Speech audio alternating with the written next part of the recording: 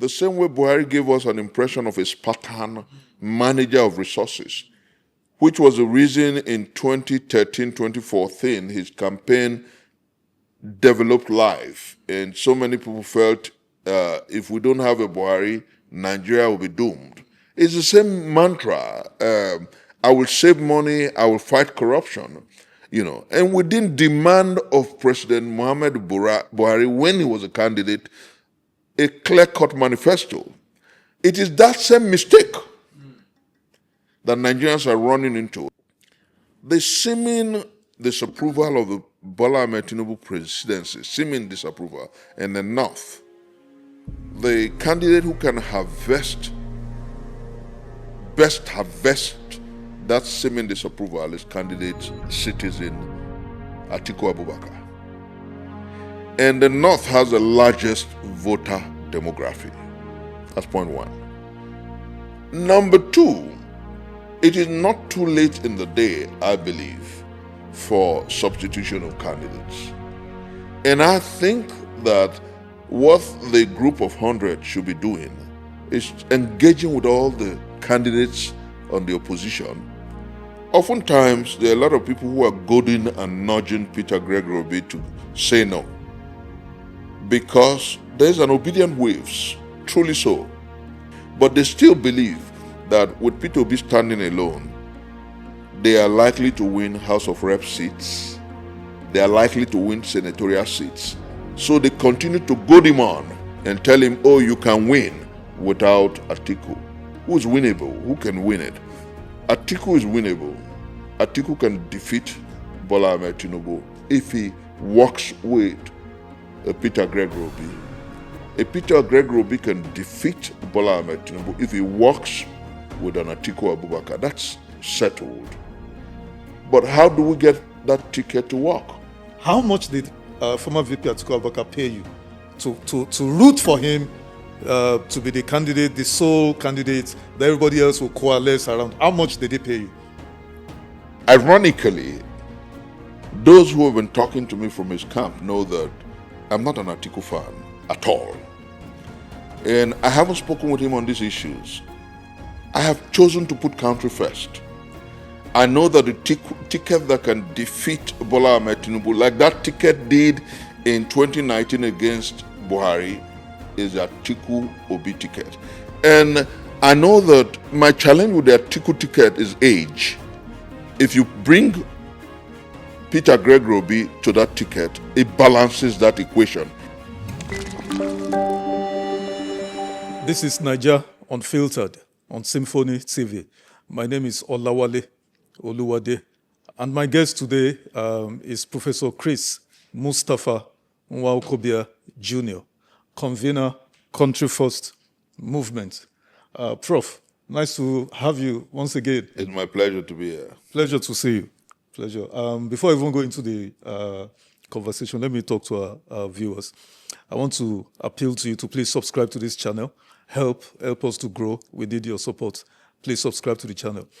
Prof, how come Mustafa is in your name? Please, any special reason why you bear Mustafa? Interestingly, it happened in 2001.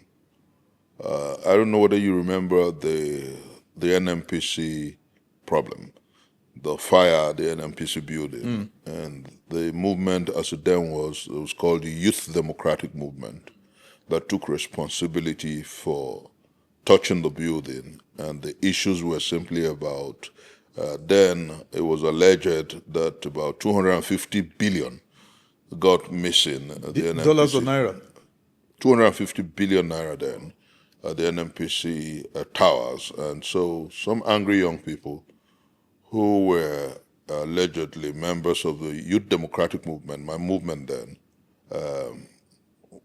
alleged that they touched the building. And in the course of investigations, I was arrested because I was the leader of the movement.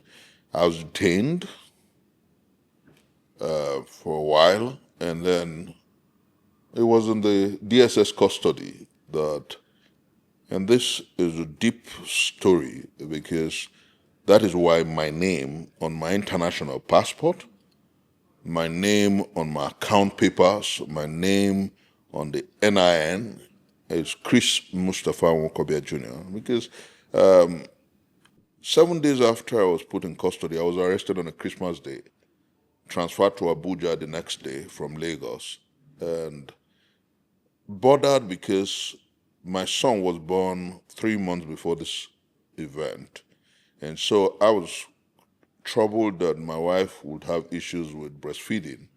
And so whilst I was in detention, I said, why was I so comfortable here when I wouldn't know what was happening with my young son and my wife? And I refused to eat. I went on a hunger strike. And then one of the jailers came up to me and said, Prof, we heard you're not eating. And I said, I need to talk to my wife. I need to understand that my wife and my young son, my son was about 3 months old, are doing well.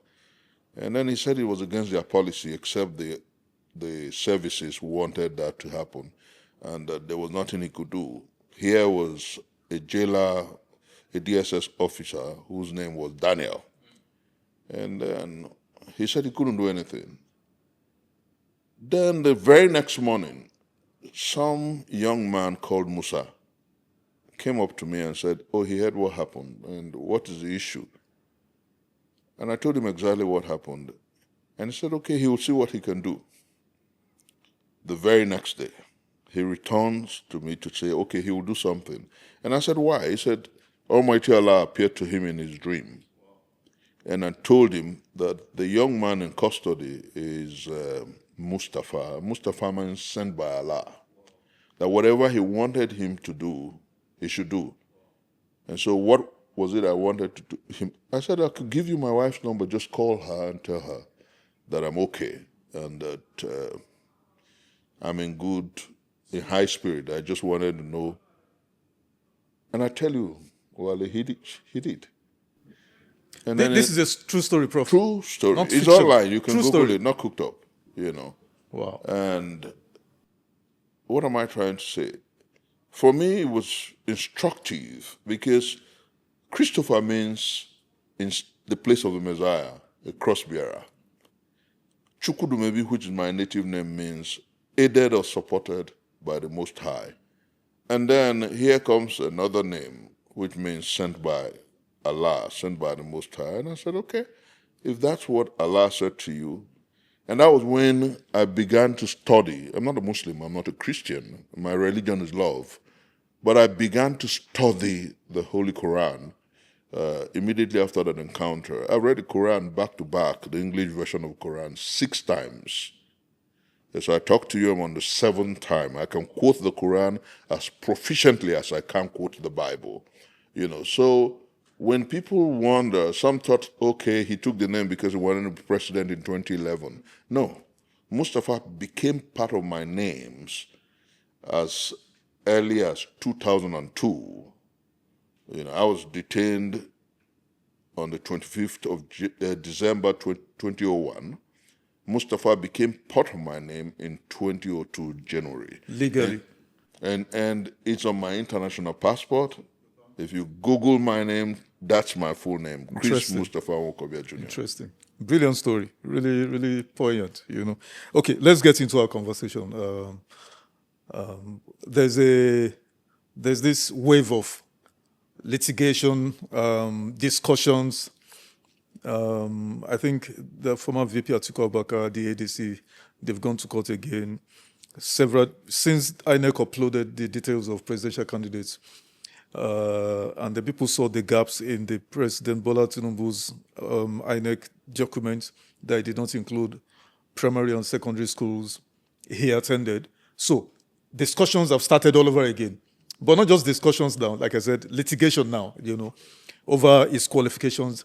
The question, Prof, is that why are we doing this all over again? Why are we going through this route? This matter, hasn't it been overflogged? Is it not a distraction from the substantive issues we should be focusing on? What do you think? Let me say clearly that, interestingly, the last interview I had with your medium, it was about these issues, raising the bar, discussing fundamental issues about how we can take the country out of the morass to the place of promise. And in that interview, I did raise fundamental issues. I talked about the need for a manifesto. I talked about the need for a pathway out of the morass. I talked about the need to reset our country. But beyond that, in that interview, I did say without equivocation that the fundamental issues of state, as provided by the Constitution, is about what we do with our morality, our corporate morality. Let me make you laugh. Part of that interview, there was about 1 hour. For 20 minutes, I took the President Bola Ahmed Tinubu's government to the cleaners. For another 20 minutes, I took the former vice president to the cleaners. And just about 5 or 6 minutes, I talked about the candidacy of Peter Obi and what he did with Anambra State. But rather than deal with the issues, and I'm coming to that question deeply, rather than deal with the issues, those who support my brother and friend, Peter Obi, went AWOL, went amok. They weren't calling me names. But you see, the Atiku camp took that interview seriously and decided to open up the frontiers of litigation, because the Constitution says that if you have perjured, if you have lied under oath, if you have forged or faked a document under oath, then you lack the moral nexus and the constitutional right to run for office. So they're trying to invoke through the judicial process that disqualification of President Bola Ahmed Tinubu.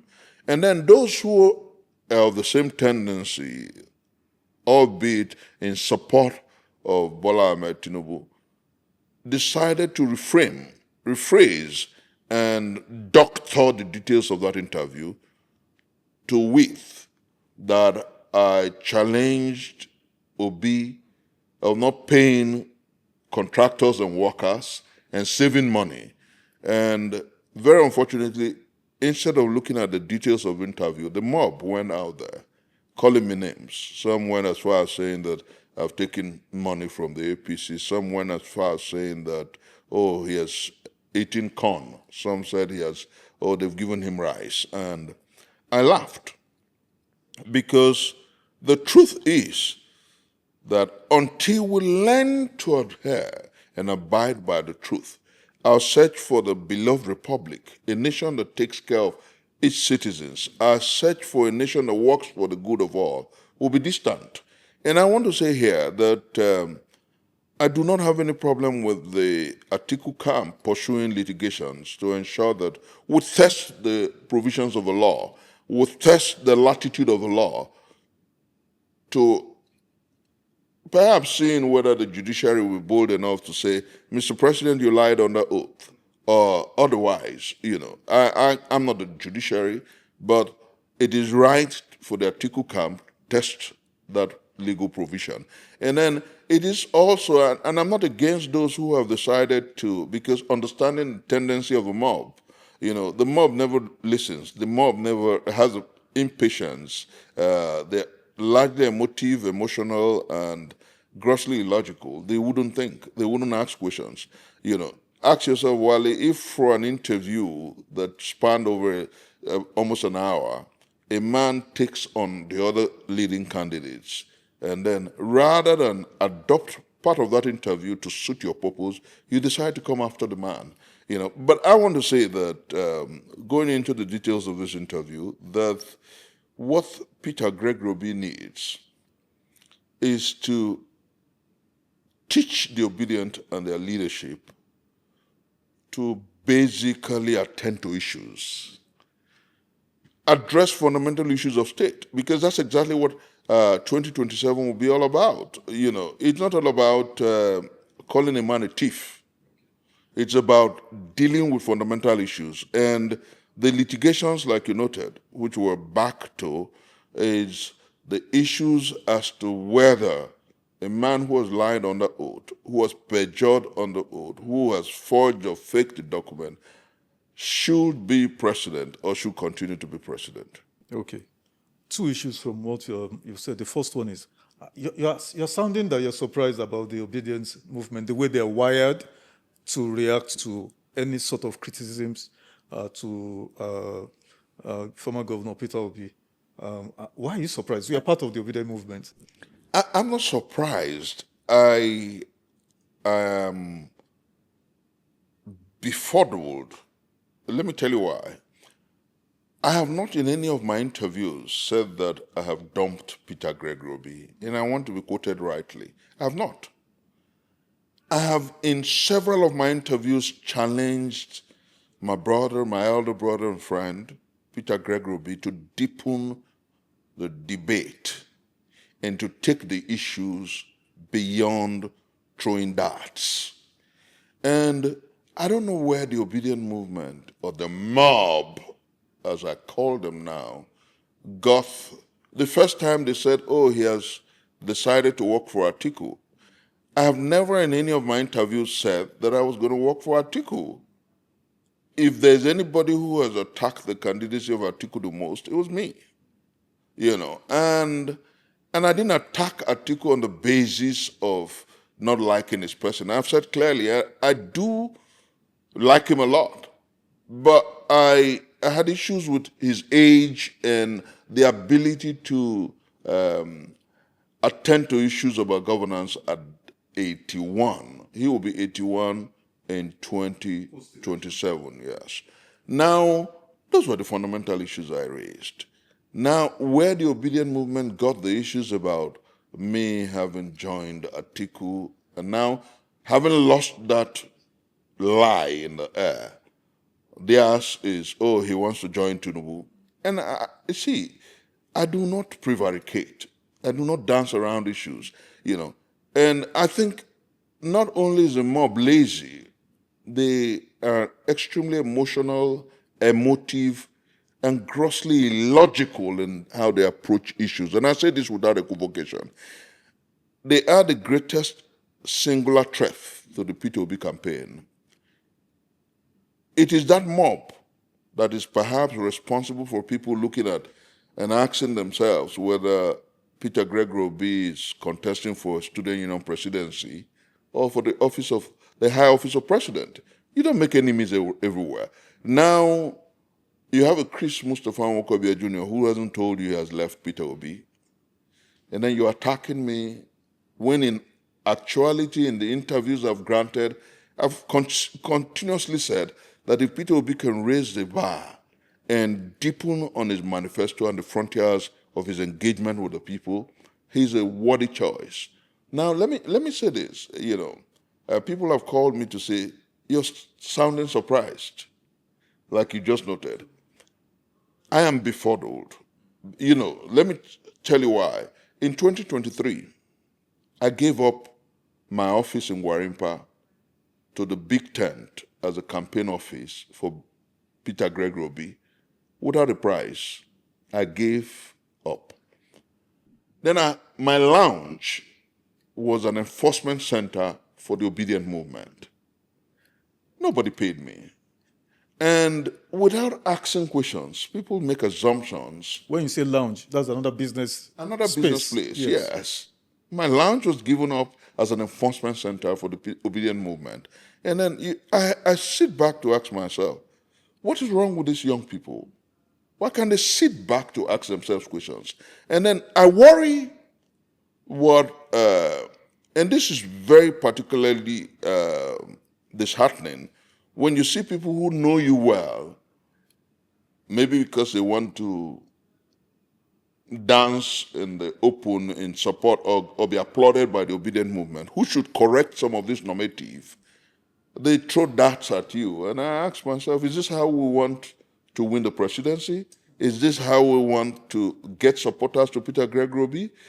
If we continue, if the obedient movement continues the way it's going, it will unwittingly become the greatest problem, the Achilles heel of the Peter Obi campaign, because you don't make enemies for enemies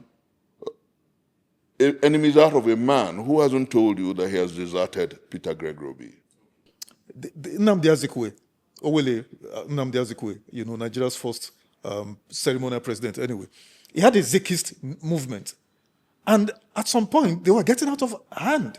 And history taught us that Owele Nnamdi Azikiwe had to call them to order. In fact, disbanded them completely because they were becoming an albatross. Is Peter Obi doing enough to rein the Obidient movement, to put them under a leash and lay down the order? Sadly, I think he isn't.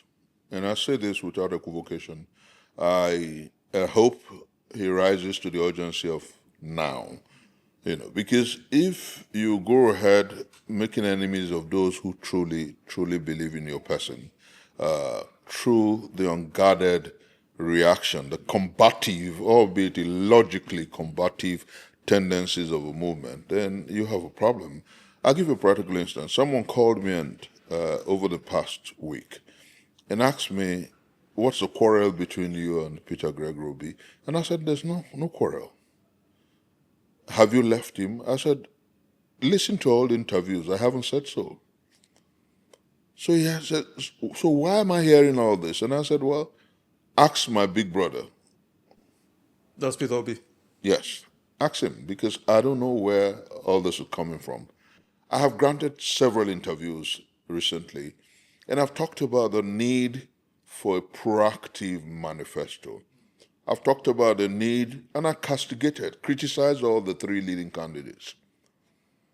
These followers of the other candidates took part of the interviews that suited their purpose. The Obidient movement came after me. And so many people have called me and I said that the statement that I made that the supporters of the president took differently was simply about the call for us to deepen our approach to the 2027 campaign and issues and predicate them more on issues than about talking about how much money was saved whilst he was governor of Anambra State. And I talked about the poverty index. I did not make allusions to whether Peter Obi did not pay salaries or whether Peter Obi did not pay contractors. It was the APC people who put that slant to it.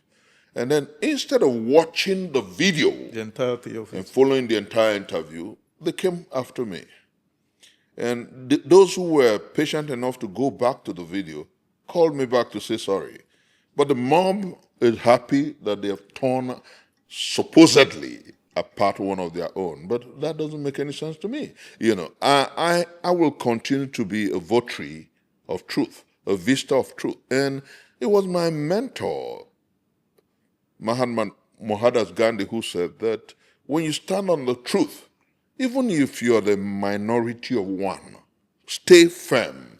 And I'm repeating here that in the build-up to 2027, I will not campaign for any candidate who does not give me a formidable, watertight manifesto that spells the way out of a morass, that tells me how electricity will be fixed, how insecurity will be attended, how education will be dealt with or handled, and how fundamental issues about job creation, poverty alleviation, and the sundry issues that affects our nation will be effectively handled. We'll come back to the bit about manifesto and specifics from the candidate. We'll come back to it before we round up. But you've severally argued that without a single candidate in 2027, defeating President Bola Ahmed Tinubu electorally at the polls is going to be Herculean, if not totally impossible.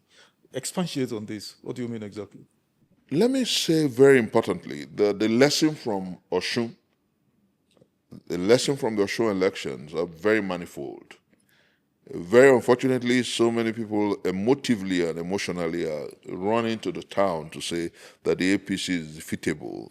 But the first corollary, which is very important, is the fact that Adeleke is an incumbent, and so is President Bola Ahmed Tinubu. And so you start from the known to the unknown. So you actually think the incumbency factor played a key role in the Osun election? Far more formidable in this issue, yes, because the people are saying that, and there's this cliche that is universal, the devil you know It's better than the angel you don't know.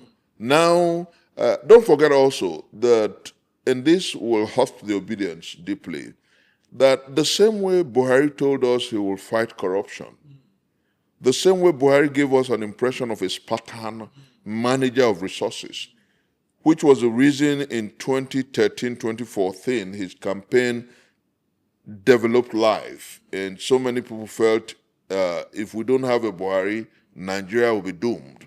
It's the same mantra. I will save money, I will fight corruption. And we didn't demand of President Muhammad Buhari when he was a candidate a clear-cut manifesto. It is that same mistake that Nigerians are running into. And that's why I'm saying, because I supported Buhari in 2014, I was the DG of Change Ambassadors of Nigeria. I won't lead Nigeria through that same route again.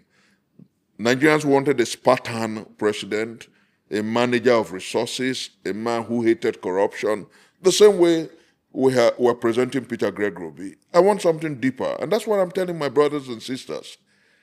Let's make the Obi campaign deeper than those issues because Buhari is one of the greatest problems that even the APC is saying, oh, he didn't manage our economy well, we're trying to repair it.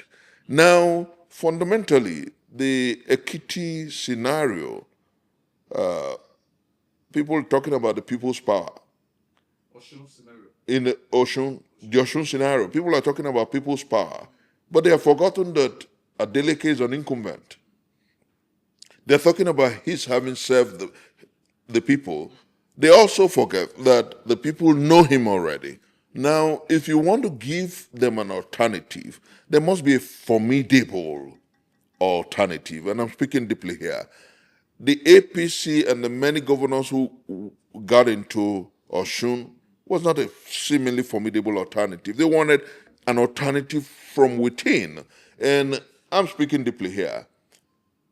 If we want a 2027 that offers a new deal, a new tendency, a new hope, and a new day, then the opposition, like I've always said, must coalesce. We need a formidable opposition that can take out the seeming failure that we have today.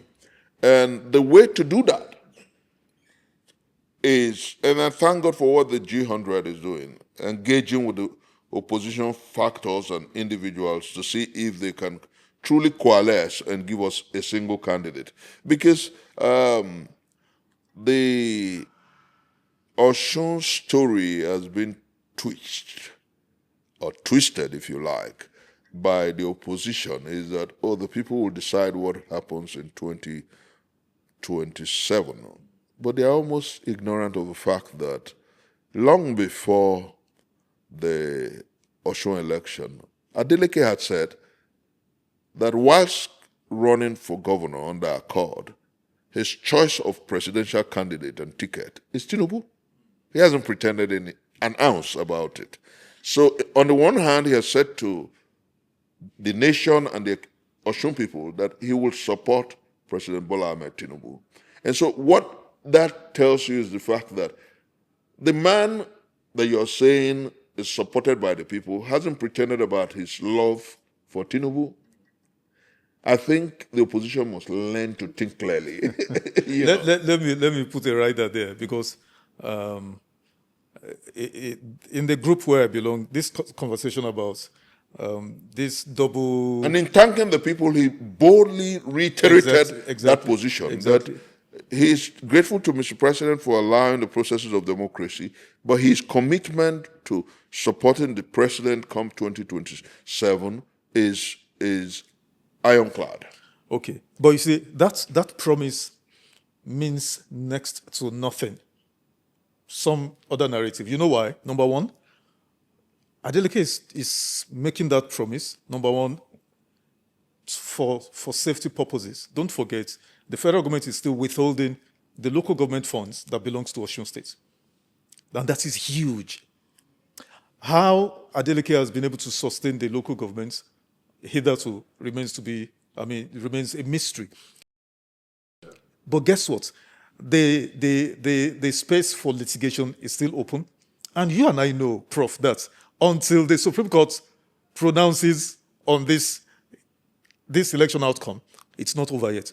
Adeleke, as a wise man, realizes that he needs to flatter, placate the president. Because the hawks within the APC may go tell the president, see, Mr. President, you've congratulated this guy, which is okay, but we need to take Osun by force or by hook or crook. Don't you think that is what Adeleke is playing? No, let me shock you. Yes. The windows for litigation continues even until after the next presidential election. I hope you're aware. Our law hasn't tightened. What I mean is that if the APC goes to court, what I mean is if the the APC goes to court, and the Supreme Court eventually says he won, that's the end for that. Let's follow the issues now. Yes. The APC has clearly said, it doesn't matter to us whether Mr. President has congratulated. We're looking at the issues and we'll decide whether to go to court. Now, what is important here is to look at the issues, albeit dispassionately. Adeleke has never hidden his love for the president. And don't forget that in the build-up to this election, he went with his elder brother to see Mr. President. And they reached certain understandings. My friend and brother, Festus Kayama, was open enough to say, Adeleke, now that you have won, agreement should be agreement. Now, whether we like it or not, is, you see, don't forget also that when the EFCC froze the account of the state, the president ordered for their account to be defrozen. Now, don't also forget that 2 days before the election, the president gave instructions to the Inspector General of Police and the INEC to be dispassionate and allow for free, fair, and credible election. I think that beyond a motive and emotional assessment of the Osun scenario, the point is, have you wondered, for those 3 hours that the IRF went quiet, what may have been the back-end discussions? Have you wondered why Adeleke comes out and immediately reiterates his commitment to supporting Mr. President in 2027? And have you wondered why the police, as it were, on election day were much more dispassionate than they were in the build-up to the campaigns? These are all conjectures. But what is important for me going into 2027 is a call to the opposition not to be deceived. I think that Mr. President is playing the role of a smart politician here. One more state, albeit surreptitiously, in his kitty. If the opposition rises to that understanding, then they will begin to re-strategize. And my advice here is that the APC is defeatable only through a formidable opposition. If the candidates as they stand today go to the polls in 2027, it will be clearly coronating the Bola Ahmed Tinubu return to Aso Rock in 2027. And what must they do, if you ask me? I think at the time, and I'm going to stir the honest nest, the seeming disapproval of the Bola Ahmed Tinubu presidency, seeming disapproval, in the North, the candidate who can best harvest that seeming disapproval is candidate citizen Atiku Abubakar.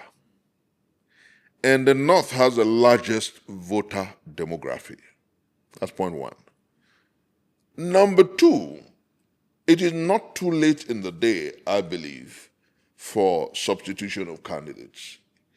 And I think that what the group of 100 should be doing is engaging with all the candidates on the opposition to bury individual ambition, egos, and aids, and think, like the name of my movement suggests, put country first.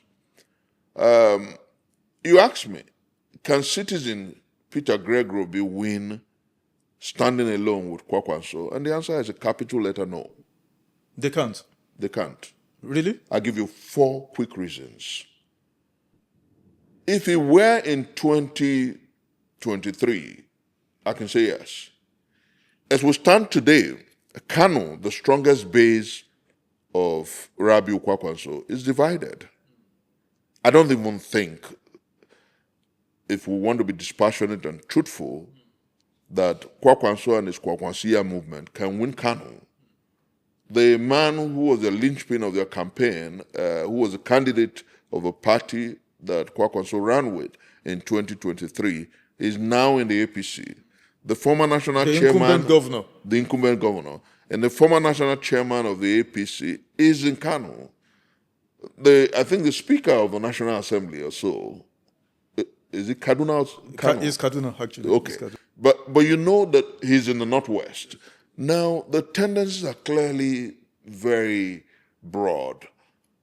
Kano was united under Kwankwaso in 2023. Kano is no longer united under one tendency is 2027. These are fundamental issues. So for those who blow up the Kwankwasia movement and the phenomenon, equating it to what happened in 2023, I think they are being smart by half. That's one. Number two, the preponderant sentiments of the North, across the lines of religion, across the lines of ethnicity and the likes, is still a very formidable phenomenon. And then there's this third leg, which is that the South has produced Southern presidents since 1999. They spent more time in power. With Tinubu now, it's about almost 20 years or so. And then the North, only Buhari, and about 18 and 10. Now, if you look at those realities and the sentiments in the North, you will understand that to win the presidency, to defeat Tinubu, you must galvanize a whole lot of this. And looking at it dispassionately, I've told people, and you remember that I've said that I am not an Atiku campaigner, but the ticket that can beat Bola Ahmed Tinubu come January 2027 is an Atiku Obi ticket. Atiku at the top of the ticket and Peter Obi as a vice presidential candidate. People will call me names, but if we truly love country and if we truly want to defeat Bola Ahmed Tinubu in 2027, it is a ticket that appeals across the country. And some will say, we're not talking about the student union presidency. We're talking about a national contestation, a presidential election. I'd ask, beyond even the canon that has become very contentious, where else in 2023 did Kwankwaso win? And going forward, I do sincerely think that, it was Sir Walter Scott who said, what a tangled web we weave when first we practice to deceive. Oftentimes, there are a lot of people who are goading and nudging Peter Obi to say no. Because there's an obedient waves, truly so. It worked effectively in 2023. It is clearly less potent than it was in 2023, but they still believe that with Peter Obi standing alone, they are likely to win House of Rep seats. They are likely to win senatorial seats. So they continue to goad him on and tell him, you can win without Atiku. But I tell you, just like the lesson we must learn from Osun, Adeleke was an incumbent. And so is President Bola Ahmed Tinubu going to be an incumbent in 2027. And the phenomenon is all bit different because you already have 31 governors from the APC, and they're going to be involved in the 2027 contestation. You have an Adeleke who is not in the APC who is saying, I will support President Bola Ahmed Tinubu. You have a governor of Anambra State who is not in the APC who says he will support President Bola Ahmed Tinubu. And off record, the tales in the market says that the governor of Abia State has emotional attachment and sympathy to Tinubu ticket. So whether you like it or not, you have about 33 governors who sympathize with the Tinubu ticket. So if you must defeat that behemoth, you must have a coalition that is strong enough to appeal across board. You said a lot that we need to carefully unpack. But let's start from the beginning. Osun election that you referenced had about 18 political parties on the ballot. At the end of the day, only 3 got, in fact, only 2 got any significant votes. 511,000 votes for the winner, Accord Party, the incumbent governor, Demo Adeleke. 444,000 votes for the closest challenger, Oyebamiji of the APC. The distance, in fact, I don't know if there's any other word, the farthest, third was ADC. 17,000. That got 17,000. So, I mean, remove 17,000 from 444. The third guy who got 444 can actually give ADC the guy the 44,000 on top of his 100 and still. So what am I saying? Does this not nullify your argument of coalition? Because Ademola Adeleke still won, even with 18 political parties. I mean, APM, ZLP, AC, ADP, and all of those. Ademola Adeleke still won handily. Respond to that before I take on. It deepens the frontiers of my argument because the Adeleke ticket is the incumbent ticket. If all the remaining, apart from the first 3, if the remaining 15 parties had joined together, even with ADC, it wouldn't have been joining. It would have been from the start. You wouldn't have had those tickets. The tickets would have coalesced from the beginning, and then they would have campaigned along with the other ticket. Now, so what we're saying is, if early enough we're able to have a coalition of sorts, where in the build-up to 2027 general election, it becomes a 2-horse race, it becomes very difficult for the incumbent to return. Okay, great. Second issue that you raised, and which is very deeply, touching, and is about to grate nerves, The horse already bolted from the stable. How do I mean? You have hard lines now. Peter Obi is the candidate of the NDC. He's brought Kwankwaso to be his running mate.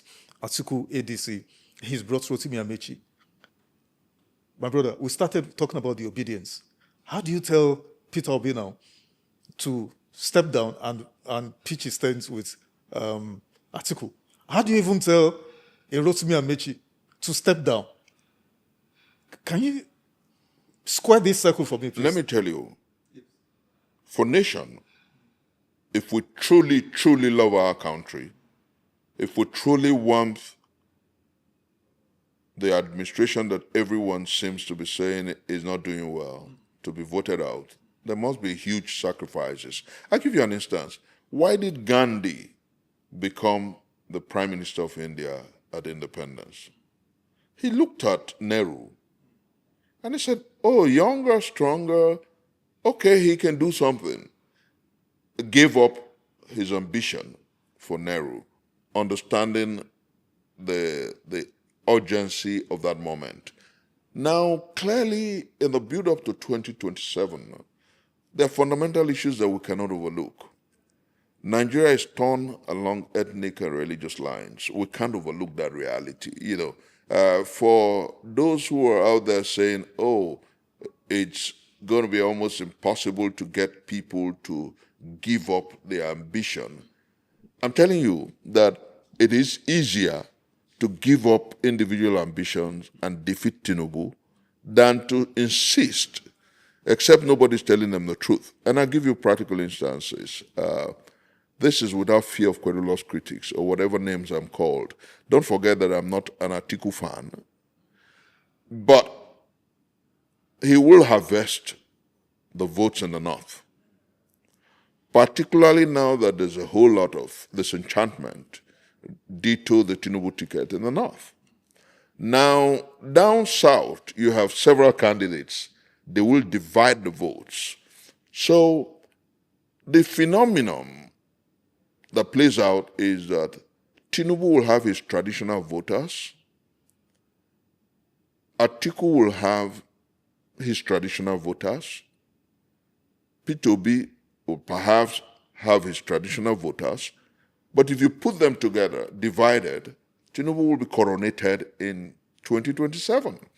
Now, how do you stop if they truly mean well, if they truly want to get the opposition in power, And if you truly, but for me, the first line is not just getting the opposition in power. My first line of thought for me is a watertight manifesto that prophesies a new day, a new deal, and a new tendency. A watertight manifesto that shows me the way out of a morass. A watertight manifesto that tells me that there can be indeed a reset for our country. And then the next in line is who's winnable, who can win it. Atiku is winnable. Atiku can defeat Bola Ahmed Tinubu if he works with Peter Obi. Peter Obi can defeat Bola Ahmed Tinubu if he works with an Atiku Abubakar. That's settled. But how do we get that ticket to work? I have said before that I have a problem with the age of Atiku Abubakar, and I still maintain. But now, if you have an Atiku and a Peter Obi, which of course creates a balance, then I perhaps will be compelled by my passion and commitment to country to support that ticket. But save and accept that understanding exists. People can continue to call me names because I will not watch the opposition go to a battle in 2027 without a winnable strategy. And that's why I'm saying to people who are dancing around the Osun scenario to dispassionately study and put the cards right. Bola Ahmed Tinubu, as president, is a smart political strategist. You can't take it away from him. Either by hook or crook, by subterfuge or by conviction, he's been able to raise the bar of, he became president with 22 APC governors. Today they are 31. Whatever he did about it, they are all left for conjectures. But the fact is that there are 31 governors and counting. And in the build-up to 2027, Osun is not a minus for Tinubu, but a plus, if we want to be frank and truthful. Because Tinubu can boldly say, I did not interfere. I allowed free, fair, and credible election in Osun State because I'm a statesman.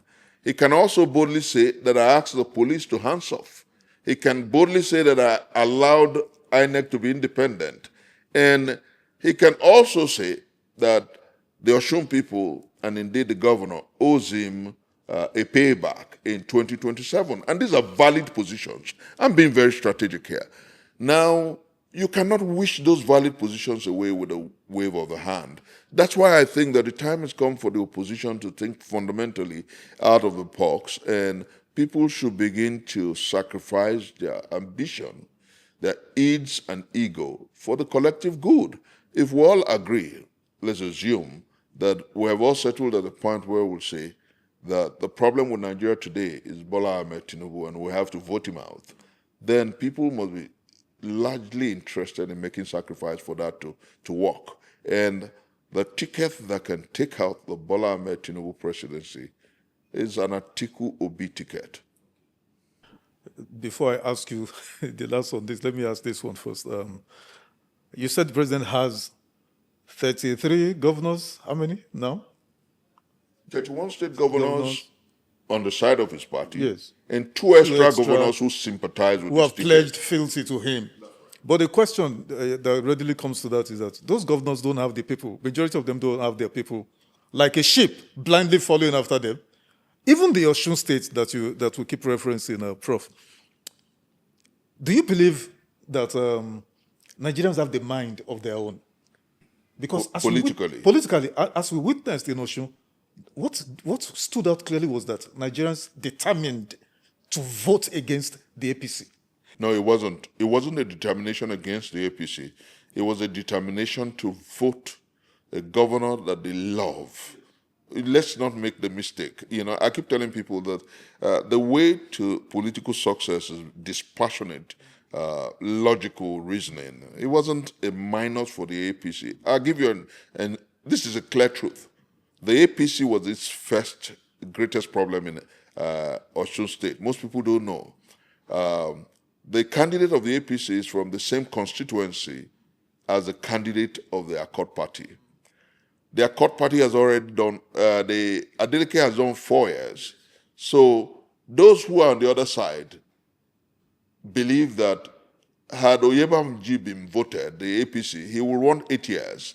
And so the other people who are waiting for Adeleke to finish his tenure in 2030, you understand the logic, would say, oh, Oyebamji will want to do his 8 years. So that means wait until 2034. So the APC shot itself in the foot.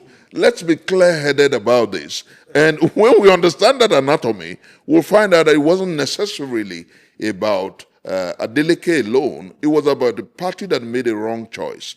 And when we pack together these realities, what the opposition must know is that winning 2027 must be about frankness and about a deep strategy.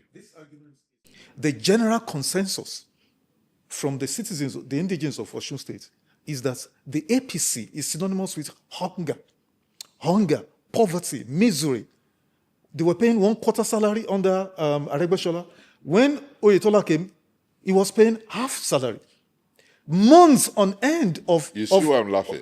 Hold on, Prof. Months on end of outstanding debts, of pensions and salaries and allowances. People stagnated on positions, no movement. No, I didn't hear any of the people. You see why I'm Hold laughing? on, Prof. I did not hear anybody talk about, it's because if this person comes, you no. Nobody said that. People talked about their living conditions, the inhumaneness that the APC party represents. Let me shock you. Is this wrong? Let me give you graphic analysis so you know that position, that is what people say, but what actually happened was different. In 2022, the voter demography from Oyetola's ward was different. The voter demography from Omishore's constituency was different. The voter demography was entirely different from what you saw here. Now, those in 2026, those who voted for APC in Omishore's ward were much more than those who voted for APC now in 20, because Omishore was angry. Because so many other candidates who wanted to vie for the governorship were angry. So they left the party. The first line of defeat was APC defeating APC. It is not necessarily about the hunger. Because if your position were valid, which most people have gone to town with, the APC wouldn't have had as much as 444,000. So you see, my position is much more valid.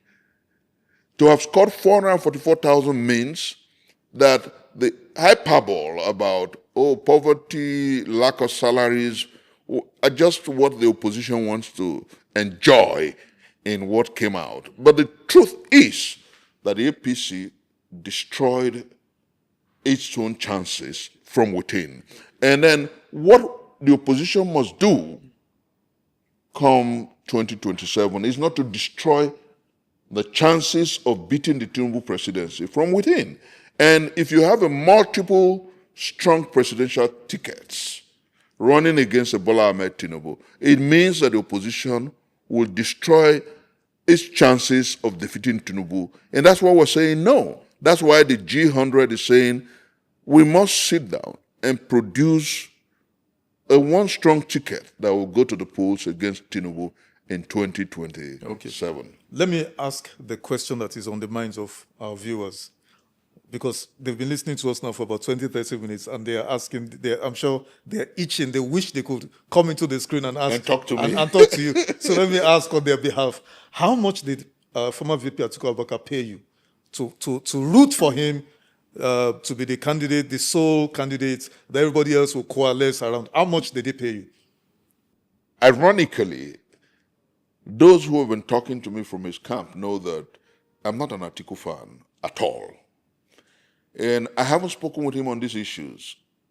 I have chosen to put country first. I know that the ticket that can defeat Bola Ahmed Tinubu, like that ticket did in 2019 against Buhari, is the Atiku Obi ticket. And I know that my challenge with the Atiku ticket is age. If you bring Peter Obi to that ticket, it balances that equation. And so it brings vibrancy and experience to the table. And if they go to the polls in 2027 against Bola Ahmed Tinubu, the chances that they will defeat Bola Ahmed Tinubu landslide, hands down, is very, very high. And that's what it is for me. It is not about individual, because all my interviews about this lately has been no to an Atiku ticket. But with what happened in Osun and the need for a coalition of sorts to defeat an incumbent, it becomes imperative that Bola Ahmed Tinubu be defeated through a ticket that is watertight. Okay, so before we round up on this, why do you think Peter Obi cannot maintain status quo with himself and Obi Kwankwaso, go ahead and defeat Bola Ahmed Tinubu in 2027?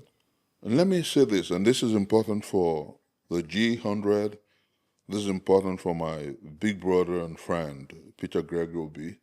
This is important for the NDC to conjecture and contemplate.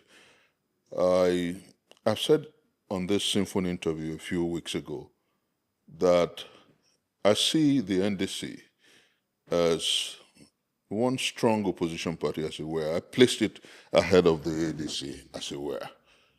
But now, when you look at winning a presidential contestation, I'll give you quick instances, just listen. When Peter Obi left the ADC to NDC, most of those who went with him from Labour Party to the ADC didn't leave with him. As it were, in 2023, one of the enforcers of the Peter Obi movement, and some would say, oh, it was the other way, Badebo Revival, is still in the ADC.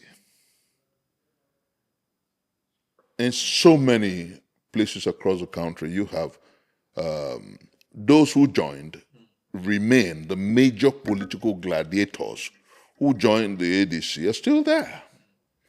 Now, through partisan affiliation, they are, as it were, with Atiku. Clear cuts.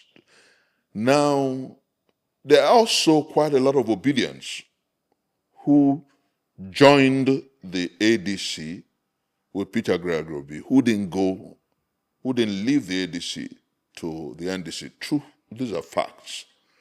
Now, there are quite a lot of candidates, quite a lot of influencers who are also still who were otherwise in 2023 with Peter Obi, who are now in the ADC with Atiku. Fundamental points. If Peter Obi were to go alone, don't also forget that the OT in Abia State was a phenomenal strength in the build-up to 2023. He's with Labour Party. He hasn't expressly said, but we know that his sentiments, he has said in no uncertain terms that he's a friend of the president. Now, across board, if you draw a line, you find out that the Obidient movement, the Obi followers and supporters, are not as united behind him like they were in 2023. These are facts that only people who have chosen to hide behind one finger would throw away. Now, the way to defeat Tinubu is for that ticket, that combined ticket that in 2023 got about 13 million votes, the Obi 6 million, Atiku near 7 million votes, to come together in 2027 and fight for the presidency. And for those who think that the time has come for an Igbo president, it's also the shortest cut, because Atiku knows that by 2027, post-election, he'll be 81. He won't, at 85, want to do a second term. Naturally, he will want to say, okay, Obi, you and your team and the Southeast supported me in 2027. Let's go it. So I think that the one ticket that can do three things in one is an Obi is an Atiku Obi ticket in 2027. What will he do? Galvanize the Obi followers, both those who are still in the ADC and those who are in NDC, galvanize the Atiku followers in the ADC, all of them, put them together, and a lot of the opposition together to fight for the top job in 2027. And the second thing it will do is create a quicker cut, a quicker journey to the presidency for the Southeast, because Atiku will naturally, necessarily, and providentially be a one-term president. And then the third one it will do is the fact that it will compel the Obi Atiku ticket to deal with issues, because when they eventually emerge, if they unite, the question will be, why are you people running together? And so they will naturally deal more on issues, which is my concern, manifesto, than about platitudes and about this man can't do this and that man can't do this. I want to see for sure what the next president will do with fundamental issues. Okay. A quick one. You said your last episode here that the NDC is the leading opposition party. I wonder how you came about that, because what about the ADC, that even a foreign media, Bloomberg, termed the leading opposition party? So this, your proposition about Atiku Abubakar and Peter Obi coalescing and Atiku being at the top of the ticket, Peter Obi following, what platform do they adopt? No, clearly. Which is the most viable and preferred platform? When you talk about opposition, you're looking at several challenges. Now, when I said that the NDC apparently is the leading opposition, you're talking about mass partisanship. Mark my choice of word, mass partisanship. Now, when you talk about structural control and the party that is likely to win an election, you have much more leaders of thought, and that's not contestable. There's still more leaders of thought in the ADC, but mass appeal is the NDC because of Obi wave. Now, moving forward, like I said initially, we're not talking about the student union election. We're talking about the presidency. One of the greatest challenges, if I were fickle-minded, let me give you an instance. I would have the party, the Obidient movement and several supporters of Peter Obi have almost completely disowned me and chased me away. But you know what? Because I believe in a new Nigeria, I've consistently called out for the right things to be done. I put country first.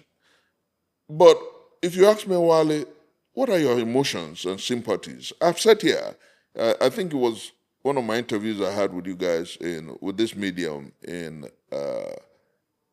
was it May or so, where I said that if by the end of September the opposition does not coalesce, I have no choice but to support the Bola Ahmed Tinubu ticket. And I'm not ashamedly saying so. I will debate anybody, and God giving me the ability, provide facts and figures. I wake up every morning with tears in my eyes. I get challenged every morning. People who are asking for 5,000, 2,000. I'm not a government office holder. I go through the pain of borrowing sometimes to help people. I'm sure that I won't be able to do that for another 4 years after 2027. I'm sure that there are widows in my hometown, the widows in the Delta North senatorial axis from which I hail, who need support and who need a lifeline. I will do a lot if I'm empowered to help those who need help. I am not inclined to delusional thinking.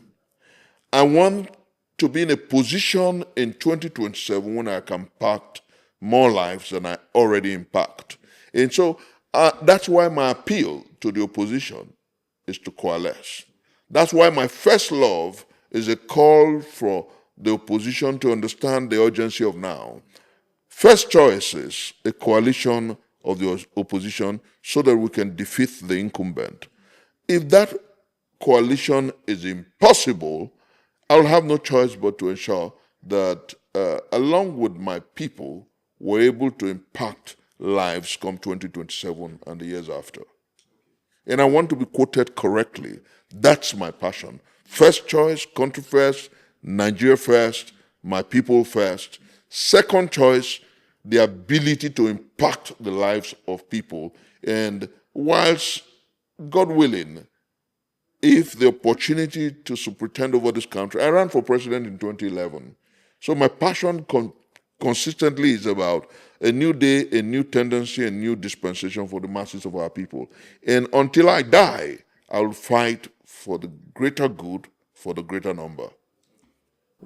Tell us about what do you know about Peter Obi? What makes him such a unique political figure with such a huge followership in such a relatively short period as compared to, say, an Atiku who has been there since 1992 or 1993 and all of that? What do you know about Peter Obi that the rest of Nigeria don't know? That makes him unique. The Germans call it Zeitgeist, the spirit of the time. I have said time and again, and I want to use those words here, that the biggest political commodity in Nigeria today, currently, is Peter Obi. The strongest political phenomenon individually is Peter Obi. And three things may just be particularly responsible for it: his seeming humility, his humanity, and then his love and belief in God. The universe has a way of endowing a man with unique gifts and privileges. Now, what that man does with it is the next call. I'm surprised you didn't mention his legendary, as it were. Okay, some call it stinginess, but the better way of phrasing it is frugality. You know, fiscal discipline. That's the proper way I would put it. No, I'm not a fan of that. Okay. So I wounn't mention that. Oh, really? Yeah. All over the world, I haven't seen nations pride in their ability to save. I've seen nations pride in their ability to save, to spend money wisely. You know, America is about the world's greatest debtor nation, but it's about the most functional economy. China isn't saving all the monies. China is spending the monies to grow more billionaires. I am more inclined to prudently spending resources for growth. I'm not a fan, and that's what got the Obidient worried when they decided to disown me. But my conscience hasn't said otherwise. So you're not taken in by his austere no. simple Frugality lifestyle. is not, frugality is not the linchpin of leadership. What is the linchpin of leadership is prudence and the ability to save, to spend wisely, to grow the economy, to grow jobs. You cannot, because there are thieves around your neighborhood, close shop. You cannot, because there are thieves around your neighborhood, say you won't spend your money so that people, let me save it so they don't steal it. So that is an admission of some kind of handicap. So I think, and that's why I'm begging the Obedience and I'm asking Peter Obi to raise the praxis of his campaign. If he insists on going alone, take the campaign a notch higher. That you saved monies is not a guarantee for progress and development. That you spend the monies wisely is a precursor to growth and progress. So in talking about what works for Peter Obi, I think it's humility. I think it's his humanity, the ability that he is sympathetic and empathetic. And I think also it's his fear and love for God. That's what I know about him. But if you're talking about the same way, I was one of the very few in the Buhari campaign who said to stop telling people that you don't have a house in Kaduna because we know you have. Stop telling people that the only place where you have a house is in Daura, because that's not true. We have facts and figures that contradicts it. I don't want to hear about Peter Obi who tells me about 2 shoes or 2 watches. He's a billionaire by all standards. So that's not my concern.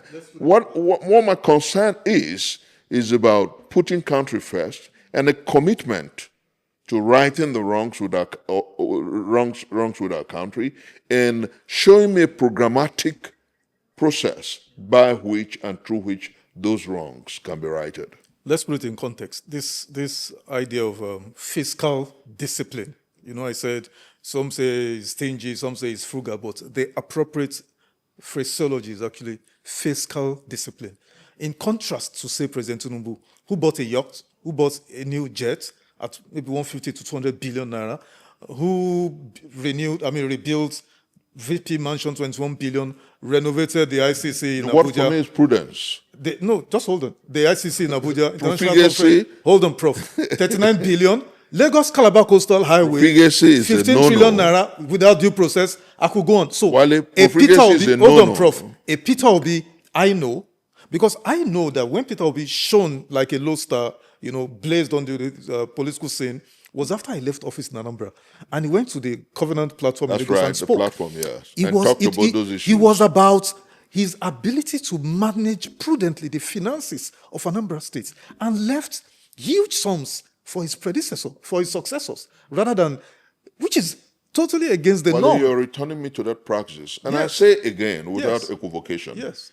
that saving monies is not a political manifesto. Saving money is not an economic manifesto.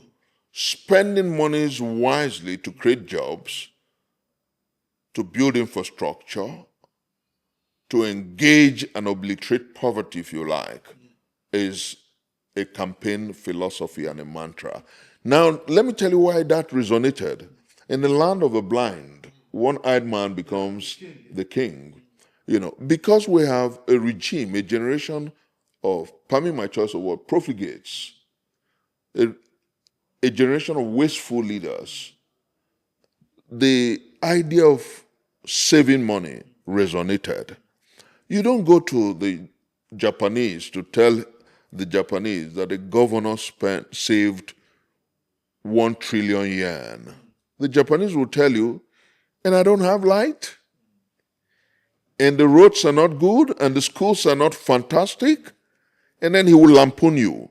You don't go to an American to tell an American that you have saved money more than any government in history. He will tell you, and what has happened to Medicare? There's so much poverty and all Yes. of that. Joblessness. So, and that was why I brought that allegory about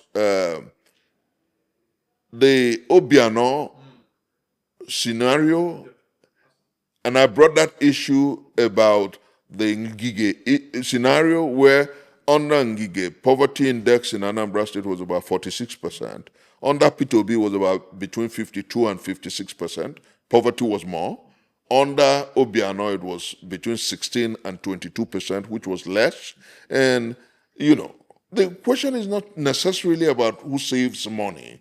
It's about who spends for the progress and the development of the state. And that's where I want the obedience and Nigerians to raise the notch. It's an intellectual debate. It was, and I quoted here Patrick Wilmot, who said that his crime was to have taught the young to think. Sometimes provoking thought and thinking could upset certain people, but that's the truth. You cannot come to my house, for instance, to say, oh, my dad. In growing up, where young people who will sit down to discuss, my dad too stingy. My uniform don't tear. He say, make a manage am. How does it make a fantastic dad? Answer the questions for you to conjecture. Now, what is necessary is not profligacy, like you mentioned, where rather than spend for progress and create jobs and bolster security and get people employed and get our security and healthcare blossoming and doing well, you hear about government spending 21 billion to build a VP house, buying a yacht, buying armored vehicles that necessarily does not impact directly on the people. What is important, and I maintain, is that I want to see a manifesto of a president, somebody who wants to be president, who can spend our monies wisely and rightly in how jobs will be created, how Nigerians will feel safer in their country, how our healthcare system will be improved upon, and how the overall well-being of the people will be improved upon. Let's talk about the manifesto. Saving of funds, that's not my. Okay, let's talk about the manifesto. You said Peter Obi's manifesto is empty. Why did you characterize it as such? Why is it empty? I read through all the manifestos in 2023. Don't forget I was the spokesperson of the independent campaign group of Peter Obi. I was the lead spokesperson. And because I had to defend him, I had to study the other manifestos. Now, all three manifestos were empty. But in the score of emptiness, Bola Ahmed Tinubu's manifesto was on the list of the wrong. Peter Obi's manifesto came second from the rear. Atiku's My Pact with Nigerians came first. But like I noted, my disaffection with the Atiku candidacy and ticket was about his age and generation nest. And I think that with my suggestion of a unified ticket, the Peter Obi card will bridge that gap. Beyond that, don't forget, Wale, that all three candidates said they were going to remove subsidy. And I tell you again and again that was the wrongest of ideals to have thought about then. Yes, I agreed that there was a lot of corruption and profligacy in the subsidy regime. But do you, because there's a thief in the hood, close all the shops? No. What you do is run after the thief. Because at the core of the poverty in the Nigerian space today, interestingly, that's why I'm proud of Comrade Osifo of Pengasin. He has said in repeated forums that the government should find a way to return some level of subsidy so that businesses will start thriving, so that a Kaite, for instance, who had to close her salon because she cannot afford 1,400 naira per liter of fuel, will come back to business. So that, who perhaps is a vulcanizer, can have more cars back on the roads and then be able to eke a living. Across the divide, Nigerians depend largely on fuel to survive. Fuel rose from 267 naira per liter to today it's about 1,300 naira. And you can imagine, and people are wondering where this poverty came from. It was a wrong policy of government. And that's why the APC, rather than rejig that policy, is saying, what would your candidate have done differently?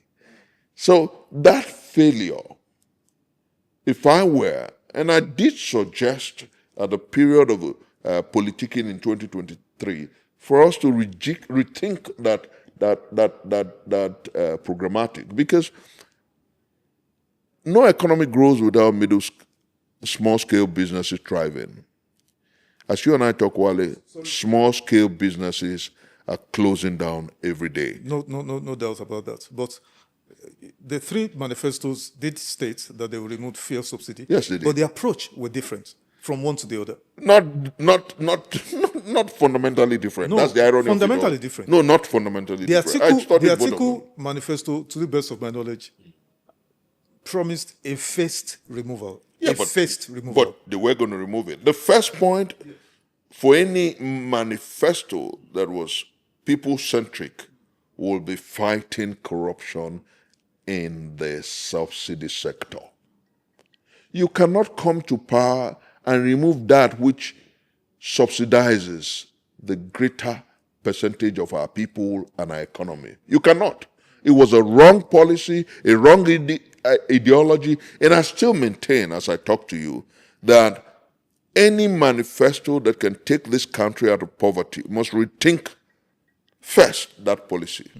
I don't disagree with you on that, but I just want to reiterate that perhaps it was the implementation strategy of the... Don't forget, the President Tinubu removed subsidy at the inauguration ground.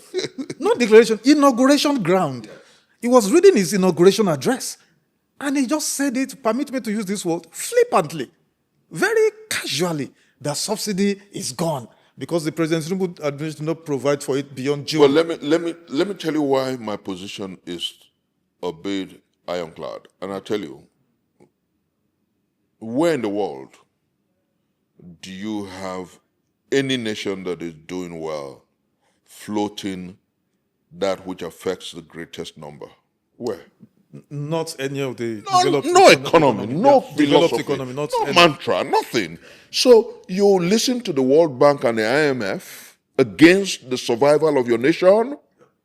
And then economists, I don't know where they got it. When I listen to the Minister of the Economy, the Minister of Finance and the Supervisor, when I hear him and I ask myself, do they think about comparative growth? Where in the world? The nations that moved out of poverty, look at the people first. Look, why is Modi the prime minister that stayed in power for the longest in Indian history? It's because he has made removing his people from poverty the linchpin of his government. Every time we hear about the Minister of Finance, the CBN governor and government protagonists tell us that the macroeconomy is growing, and so it will filter down. Where in the world do you stand an idea upside down? Economies grow from bottom up. I've never seen this kind of thinkers.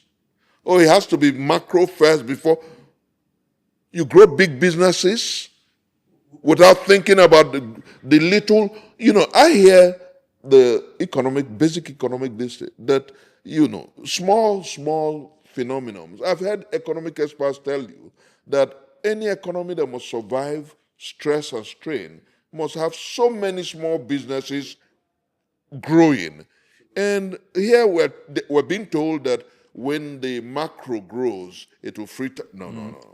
We'll come back one day and talk about the Tinubu economic. You see why we have to look at the manifesto. Yes. Really. Now, talking about Peter Obi's manifesto and your questions about its reasonability or workability or suitability for the times. You did criticize him that you didn't see anything specifically on agriculture and on climate change. Are you being fair to Peter Obi specifically on the issue of agriculture? Because there are so many videos out there. Peter Obi has spoken in details about his thoughts and ideas on making agriculture. Peter Obi says, for instance, that the North alone can power Nigeria's GDP to stratospheric levels based on agriculture because we have the land. And that is why you see Peter Obi constantly referencing... Well, I'm still a fan of Peter Gregory. Let me say this. No, also, Prof, he constantly references what China is producing in cassava, what Bangladesh is producing in sorghum, in maize, in sugar, in this, in that. He compares Niger State's land mass to countries in Netherlands. I mean, so many videos. Are you being fair to Peter Obi concerning his thoughts on agriculture? Let's just focus on agriculture. Let me say here that my predilection and preoccupation about those instances are simply that I want a manifesto. When I criticized the three major candidates, I didn't single out any for a hammer. Maybe the reason people went to town and some called me a former Obidient, I don't know when I denounced Peter Obi. I don't know when I did. I don't know where I did. And I don't understand. But if I criticize Atiku, criticize Tinubu, I reserve the right to my opinion to also criticize Peter Obi, because for me it's country first. Now, let me make you laugh. Of the three major candidates, it was even Atiku that could tell us from production from consumption to production, because he's a farmer. He grows wealth. I don't know about Tinubu and farming. I don't know about Tinubu and growing of wealth. And I also know that my big brother, Peter Obi, is more of an importer of finished products. So I don't know where And I still do not think that those were the fundamentals. I asked, and I'm still asking, anybody who wants to govern Nigeria come 2027 should go back to the drawing board. Look at issues about economy and tell us what exactly he will do with economy. Don't tell me about who's not a thief or who's a thief. If you want me to support your presidential ticket, tell me what you would do with power. Don't tell me about those who stole the monies before. Tell me what you will do with power. If you want to be president of the Federal Republic of Nigeria, tell me what you would do with healthcare, with national security, because all of them told us what they would do with fuel subsidy, and albeit we know, those who have research and deep thinking know that their policies about fuel subsidy was going to put Nigeria in poverty, and that's exactly what is happening today. So I think that I wasn't being unfair to any of them. I was being fair to Nigeria, country first. That's the movement I represent. And I will continue to be fair to Nigeria until we are able to have a country that truly cares about the masses of our people. I am not beholden to any individual, to any politician. I will not die in their war. I will set the paradigms, if you like. I will set the basis for a debate, if you like. One of the issues we also need to see, you've referenced it over and again, is that Atiku is too old, but and that the youth will probably have a challenge voting for him. But isn't that a contradiction? A joint ticket will balance that out. But the question is, perhaps the joint ticket does not work. Is Atiku different from, Nigerian youths, including yourself, by your self-admission here, voted for PMB, Muhammad Buhari, 2015, voted for Tinubu, 2023. So why is Atiku different? I didn't vote for Tinubu in 2023. But you voted for Buhari 2015. I was a DG of Change Ambassadors of Nigeria in 2013, 2014. Yeah. And that's exactly the mistake that I am saying the Nigerians are unwilling to repeat. Buhari told us he would save money. He told us he would fight corruption. He told us he was frugal. He told us how he chased those who stole our monies in 1993. It sounds like is it about the age? Obidient and Peter Is it about the age of the person? Donald Trump is 80. Lula da Silva of Brazil is in his 70s. Narendra Modi, you mentioned, is in his 70s. Nigerians are going to America on medical tourism. No, that's not the point. No, let me make the point. That's not the point. When you listen, you will understand the point. Is, it is not the age. Nigerians are going, just watch. Nigerians are going to Brazil on medical tourism. Nigerians, the infrastructure works in most of those countries. So the nations can run on autopilot. Nigeria is a country that is largely dysfunctional. It needs a president who can think on his feet, who can walk around the clock. So Atiku's age comes in the picture.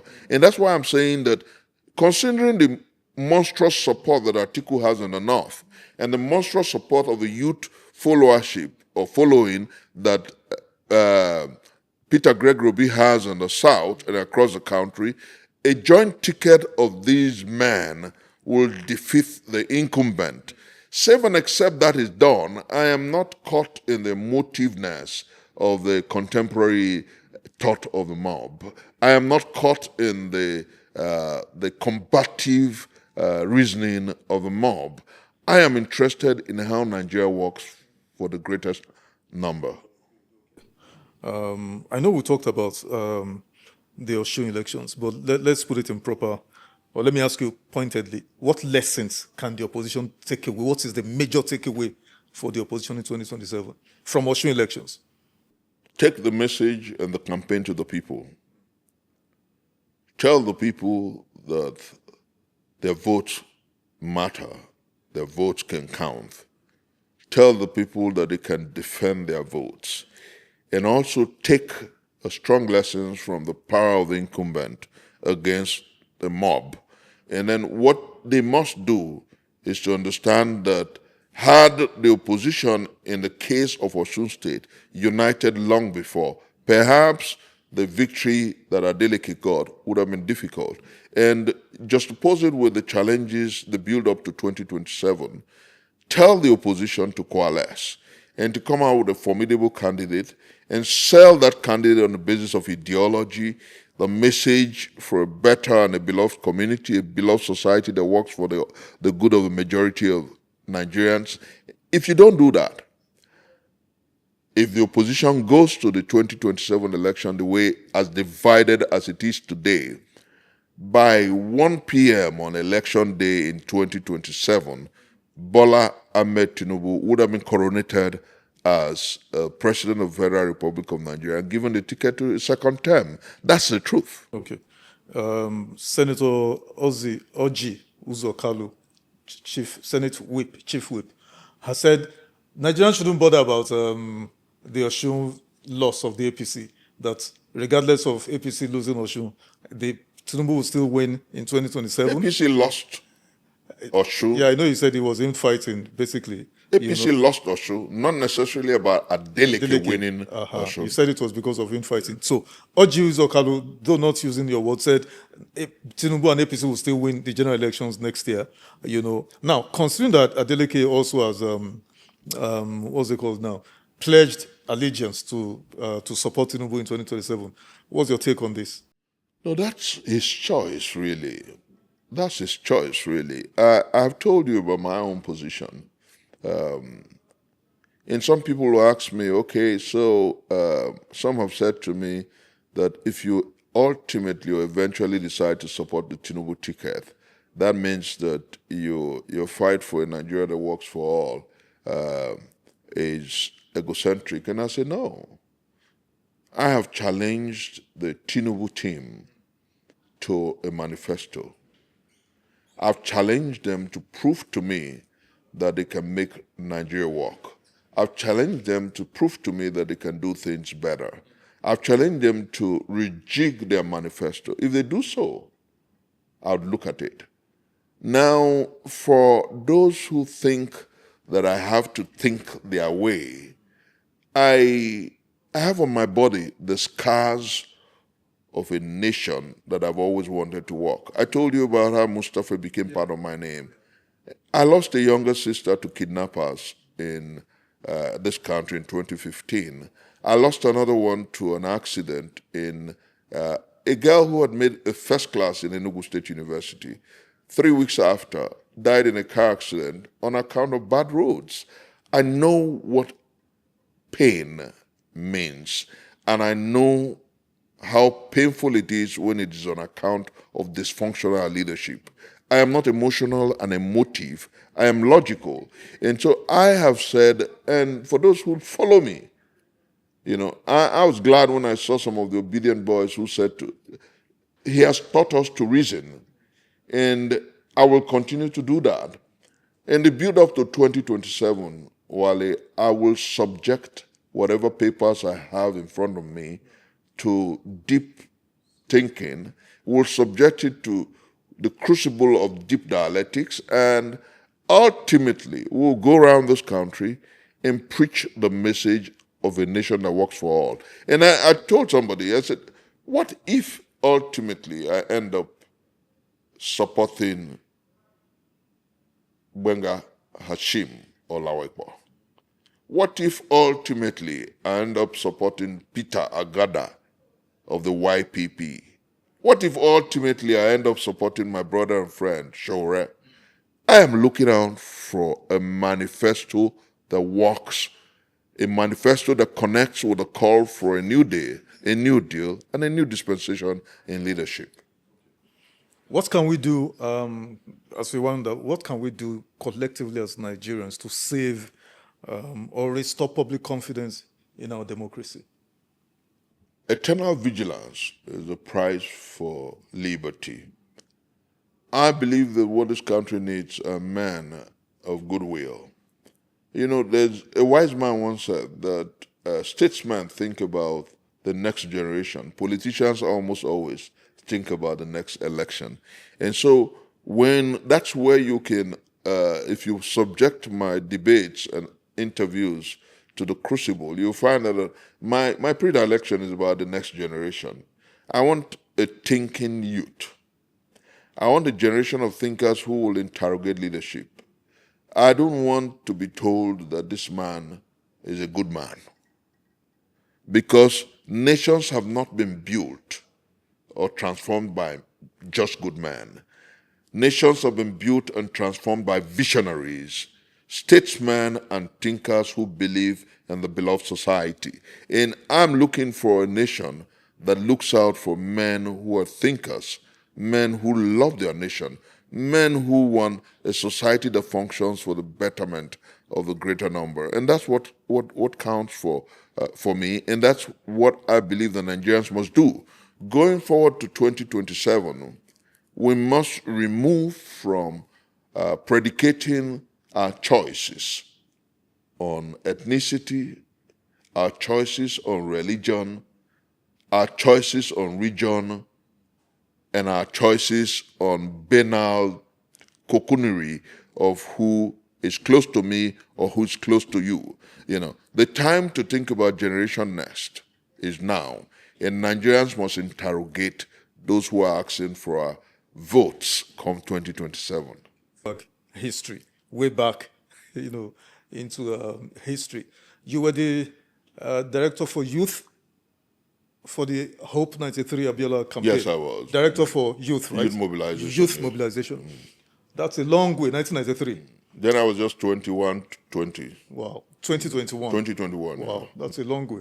What is remarkably different between an Abiola and the politics of that era and today, the candidates today and their politics? What's remarkably different?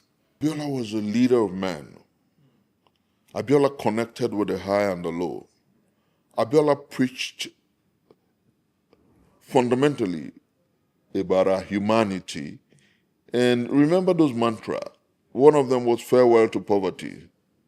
The other was that no Nigerian will go to bed without food in his stomach. Then the third was about Abiola's connect with every strata of society. And that was why the Muslim ticket in 1993 did not matter, because Abiola could connect with just about everybody. Going forward, he taught us, so many of us who were involved in the youth directorate of his campaign, that what must count is a philosophy. What must count is a manifesto. What must count is what we want to do for our nation. Unfortunately, it hurts to think about the fact that even when we celebrate June 12th, we refuse to internalize the ideals that made Abiola Olympic. And those ideals were about our humanity.